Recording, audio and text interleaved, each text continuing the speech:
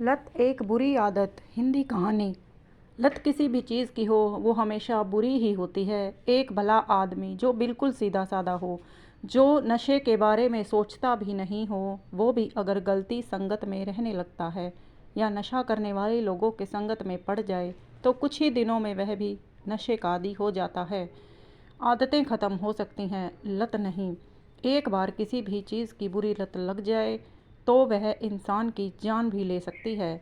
लत किसी भी तरह की हो सकती है। किसी को कड़वा बोलने की लत लगी होती है तो किसी को नशे की लत लगी होती है। हर बीमारी का इलाज होता है, लेकिन लत का कोई इलाज नहीं है। ऐसी ही लत का शिकार हुआ एक परिवार है। एक गांव की कहानी है। जिस गांव में एक आदमी रहता है जिसका नाम मदन लाल था। उसका एक बेटा था जिसका नाम शुभम था। शुभम बहुत ही सुंदर और आकर्षक था। गांव से कुछ ही दूर शहर में एक छोटा सा बिजनेस करता था। उसने अपने बिजनेस में काफ़ी मेहनत करके बहुत अच्छा नाम कमाया था। शहर के बड़े बड़े लोग उसकी तारीफ़ करते थे। बड़े बड़े लोगों से उसकी जान पहचान थी। वह अपने बिजनेस में इतना व्यस्त रहता था कि खुद के लिए समय ही नहीं बचता था। एक दिन उसकी शादी हो गई। उसकी पत्नी खुद को भाग्यशाली समझ रही थी कि इतने खूबसूरत और आकर्षक पति मिले जो शहर में काफ़ी मशहूर हैं। उसके माता पिता को भी उस पर बहुत गर्व था कि उसका बेटा अच्छी खासी कमाई कर लेता है। दोनों पति पत्नी के बीच प्रेम बढ़ता जा रहा था, लेकिन धीरे धीरे वह गलत लोगों की संगत में पड़ गया। उसने लोगों की संगति में आकर गांजा पीना शुरू कर दिया।